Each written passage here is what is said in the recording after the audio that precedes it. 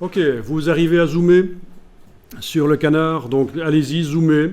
Vous allez travailler en mode zoom avant et vous allez utiliser la barre d'espacement régulièrement pendant que vous allez travailler avec la plume. Vous allez utiliser la barre d'espacement pour bouger l'image dans sa fenêtre. Vous n'allez certainement pas aller activer la main.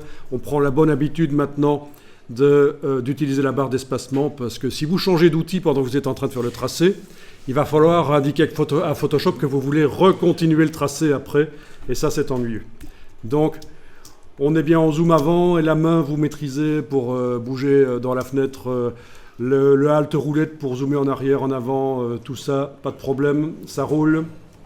Ok, alors au-dessus de la touche majuscule sur le clavier, juste à gauche de la touche Q, si vous avez un clavier AZERTY, vous avez la touche verrouillage majuscule. Est-ce que vous la voyez? Vous l'enfoncez et donc ça vous transforme votre icône d'outil en une croix. D'accord. Bon, j'ai régulièrement des gens qui me posent la question, qui me contactent pour me dire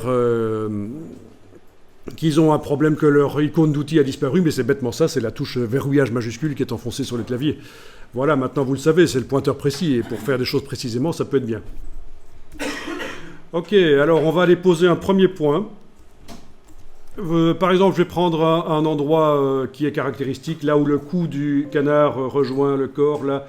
Et il ne faut surtout pas faire l'erreur de faire un cliquer-glisser, donc on va faire juste un simple clic, vous allez juste cliquer sans bouger la souris. Vous cliquez, vous avez posé un point, vous n'enfoncez plus la souris, vous pouvez la bouger, voilà. Ça c'est une erreur de débutant, c'est de commencer le tracé en faisant un cliquer-glisser, puis après c'est la foire. Bien. Alors, le tout, et ça viendra avec le temps, c'est d'arriver à trouver où mettre le point suivant pour créer le tracé.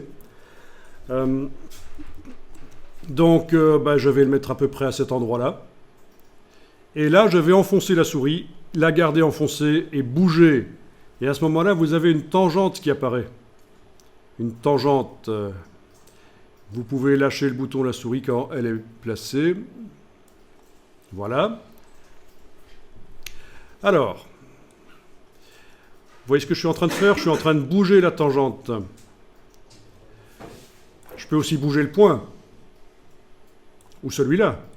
C'est pas un problème. Comment est-ce que je fais ça? Je n'ai pas changé d'outil, je suis toujours avec l'outil plume. Parce qu'on sait que si on quitte l'outil plume dans la palette des outils, il va falloir indiquer à Photoshop qu'on veut recommencer. Donc voilà, c'est la touche commande sur le clavier du Mac ou contrôle sur le clavier du PC. Et c'est le raccourci pour avoir la flèche pour pouvoir bouger les choses. Si jamais vous faites une erreur de cliquer, vous faites un commande Z sur le Mac, CTRL Z sur le PC pour annuler le point que vous venez de mettre. D'accord ?